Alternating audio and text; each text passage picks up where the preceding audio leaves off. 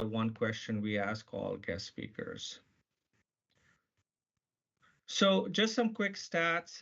This is our 33rd spell check session. We've had 65 guest speakers, 64 past members. That means these are AHF members who have procured a job, moved on to bigger and better things. Though we do want you to stay connected to us and help us out if you can. We are at 1,600 members and counting in less than a year.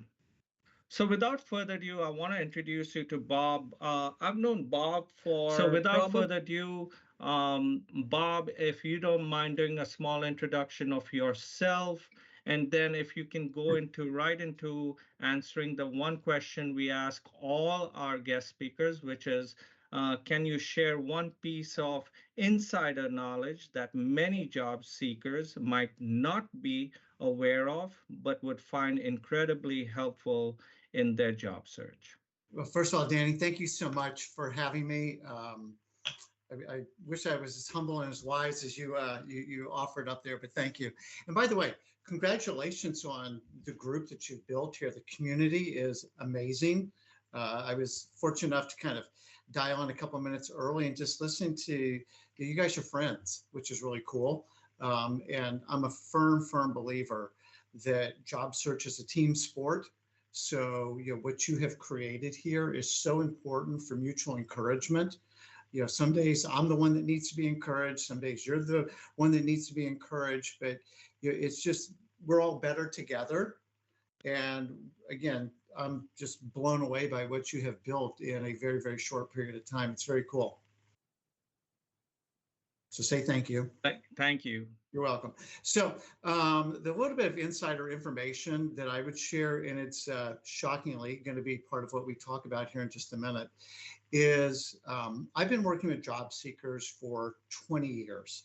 And the kind of fundamental insight that I think I have is just that people lack confidence. Like when you've lost your job, that obviously knocks you off balance. And then the longer that you're in job search, the more you start to wonder, gosh, is it me? And it's not you.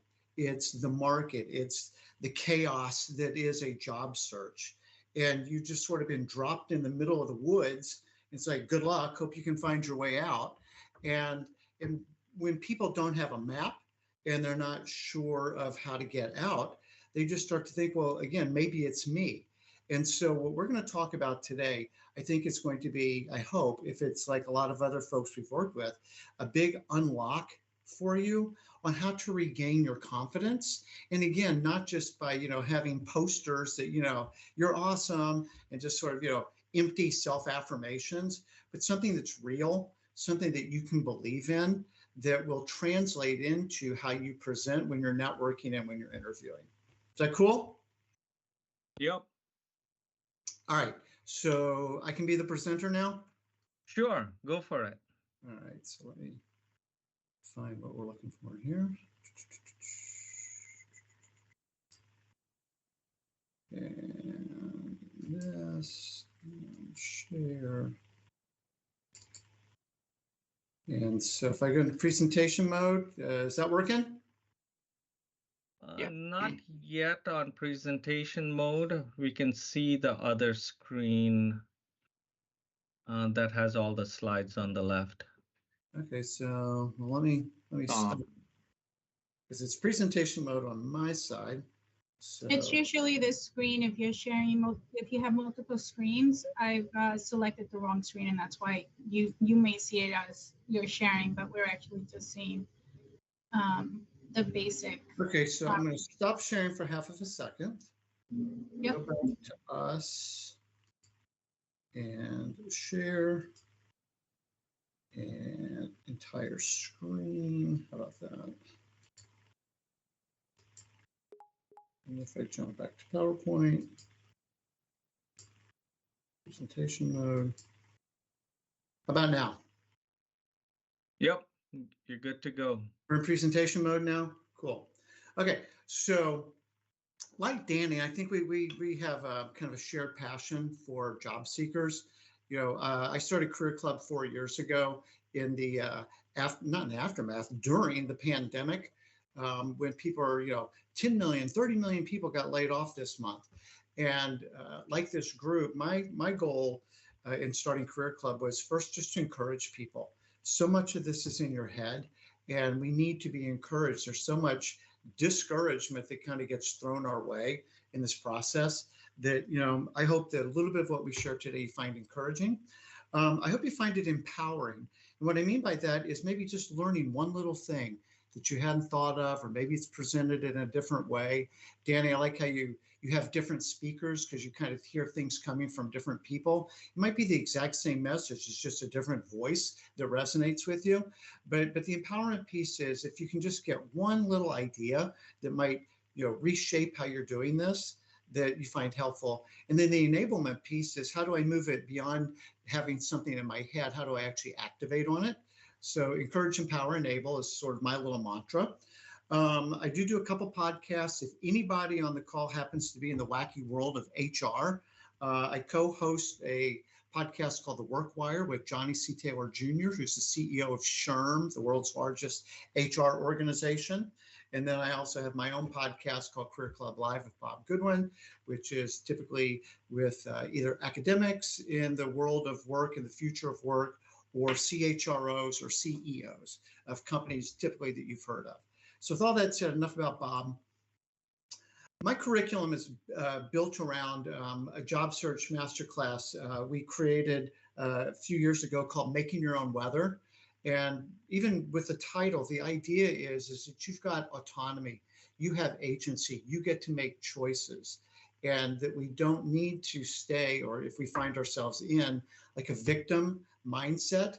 But even if it's cold, even if it's raining, not trying to deny the brutal facts of what's going on in your life and in your job search, but you still have the opportunity to make sunshine. There are still things that you can choose to do. Every day you get to choose your attitude. Nobody can take that away from you. Every day you get to choose your actions. Nobody can take that away from you. You might give it to somebody else. Like if you knew how poorly they treated me or whatever, and it might even be true, but when we kind of stay stuck in, it's cold, it's rainy, this sucks, that you will become trapped in that mindset, and it's going to be much, much harder to get to the place that you want to be. So the idea of making your own weather is where can I take action? Where can I choose my attitude to get to a healthier place faster? So talking about this, and I'm going to be talking about what I call the 4 C's, and we'll look. So that, please. Okay.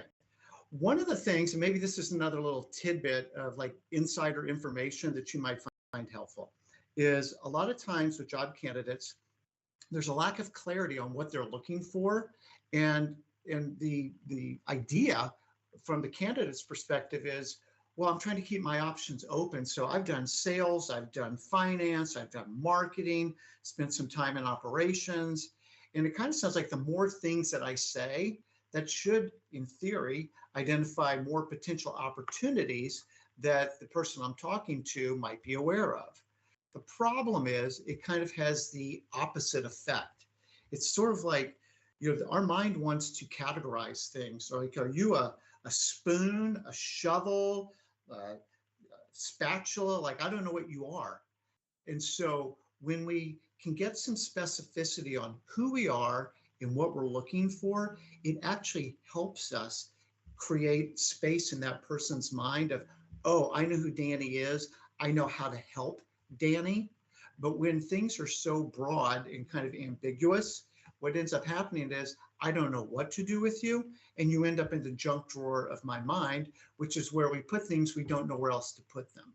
So what we're going to talk about here for just a few minutes is how to get out of the junk drawer and how to get into the active space in someone's mind. So the 4 C's, I speak in alliteration. So here we go.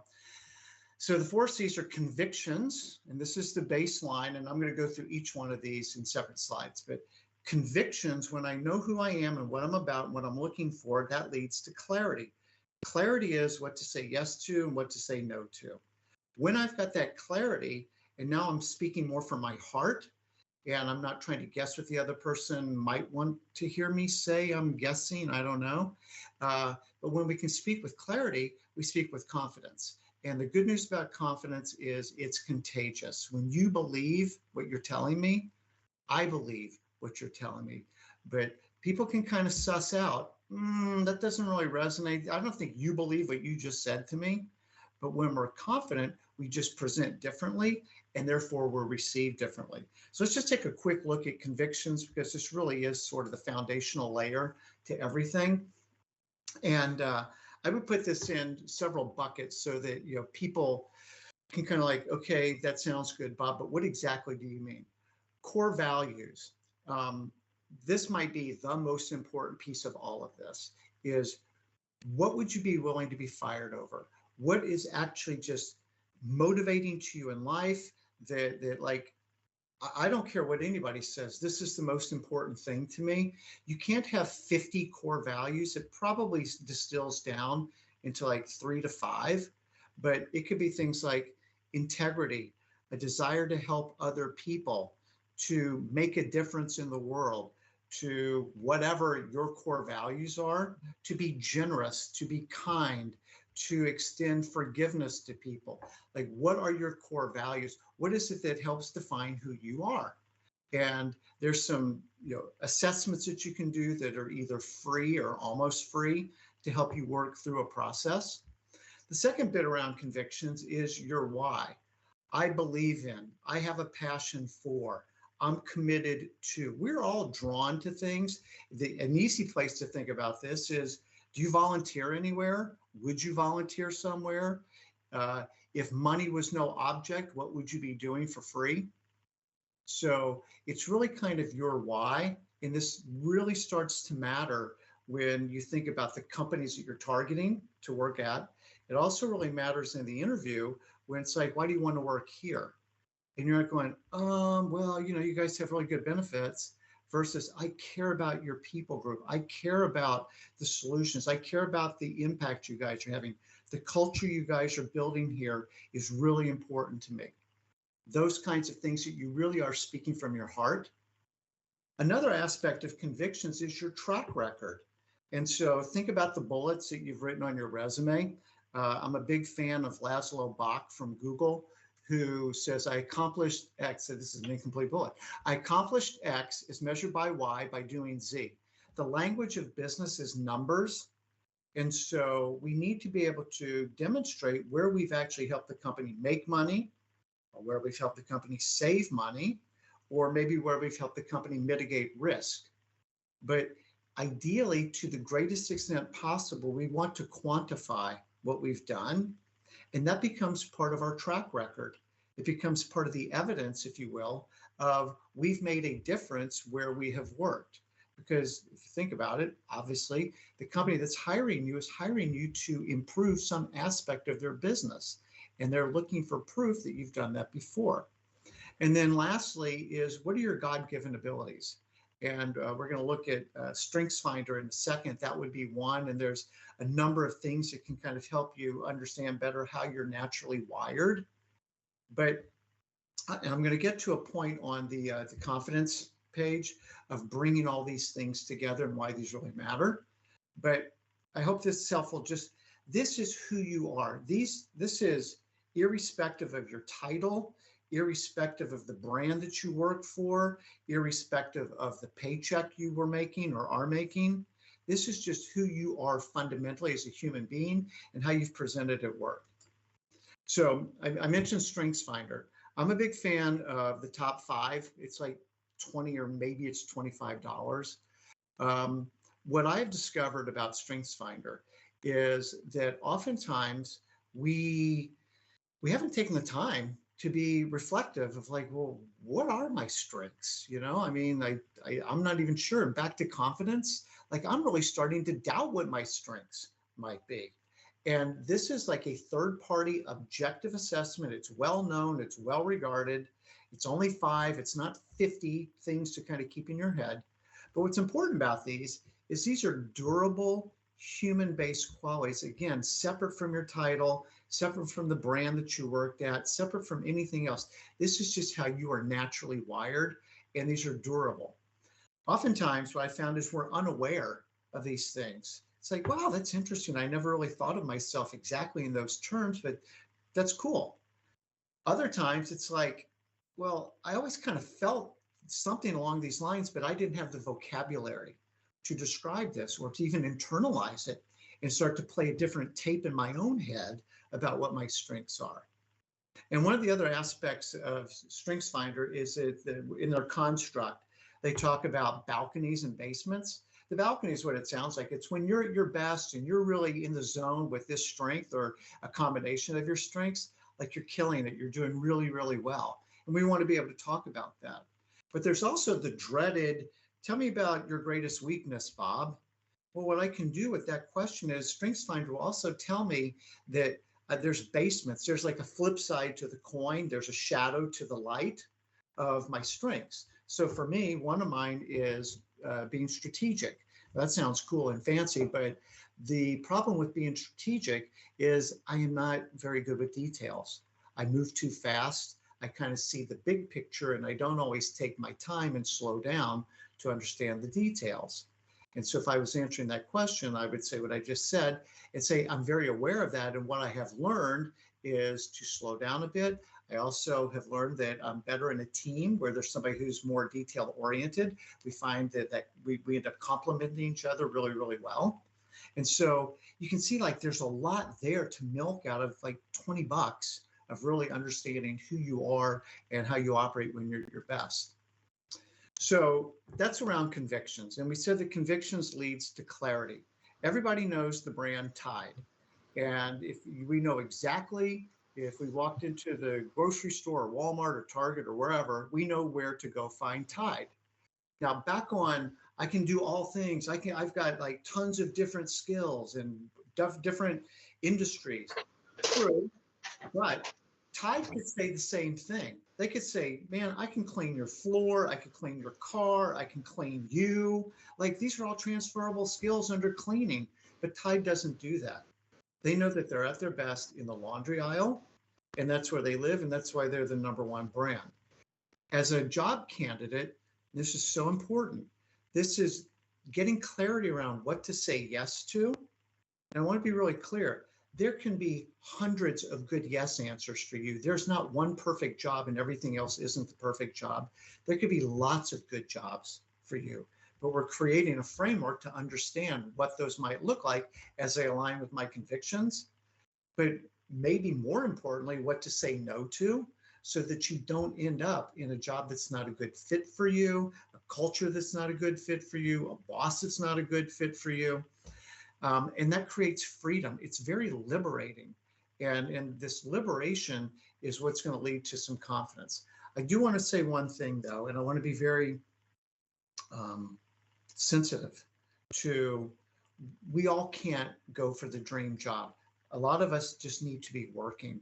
And so I don't want to be insensitive or not understanding that maybe I can't get all the way to bright on perfect on the clarity piece for the job that I'm looking at, but it pays me, it's close enough. But the main point is being able to really identify that is going to be bad for me. I know it's going to be bad for me, and I'm just going to end up, being very unhappy on Sunday night or quitting and having to start this process all over again, which nobody wants to do. So I know my convictions. The conviction is shed light on what I want to say yes to and what I should probably be saying no to. And when that leads to confidence. And again, I want to be super clear on something. Confidence is not cockiness and it's not arrogance. One of the most common things that I hear job seekers say, and this is where they struggle, I think at the beginning of the call, Danny, you asked, what's something that somebody's struggling with or wants to learn more about? And I think the person said interviewing. This really comes through in interviewing because so many job seekers, will say, I don't want to brag. That doesn't sound humble. That sounds haughty. And so people end up underselling themselves. And so if you write one thing down this is what I want you to understand about confidence. It's evidence-based self-belief. Well, what's the evidence, Bob? Let's go back to the conviction slide. It's my values, it's my passions, it's my strengths, it's my track record. All of those are things that you can point to. It's what colleagues have told me in the past. It's what somebody wrote on a job performance about me, a job performance review about me.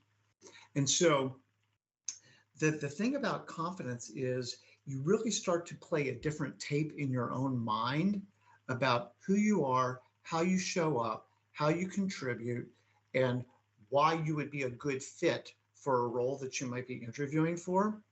And what happens when we're confident is we sit up straighter, we smile more, our eyes are more open, we modulate differently with our voice. We don't stutter and stumble with what we're saying because we genuinely internally believe what we're saying to somebody. And when we do that, we just show up differently and it creates positive energy. And I telegraphed this at the beginning, but the beauty of confidence is it's contagious. When you believe, you make me believe. They want to say yes to somebody. Help them say yes to you. And so, I was just hung up. This is going to sound smart alecky, and I don't mean for it to be, but I just hung up before this call with the CHRO of Levi Strauss, and we were talking about this. And she's like, 100%.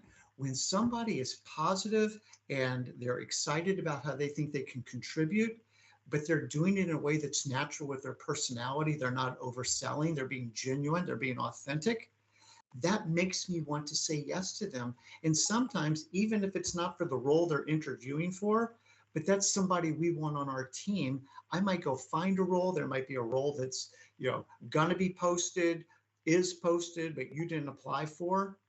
So how you show up and how you're presenting kind of increases the surface area for ways that they can say yes to you. So with that, the 4 C's again, just very quickly, and then we'll turn it into Q&A. Your convictions, who you are, what you actually believe about yourself and what others believe about you, your track record, third-party assessments, all of that conspires to create clarity for you. What to say yes to, what to say no to. When I've got that clarity, I'm not pretending anymore. And that's what I meant by freedom. You don't have to pretend. You don't have to guess what you think they want you to say. You just say what's right for you. And if it works for them, cool. If it doesn't work for them, cool, because you don't work at a place that doesn't align with your convictions. And again, when we've got that evidence-based self-belief, it's contagious. So with that, I think that's all my slides, Danny, and we can open it up to Q&A if you'd like. Wow. I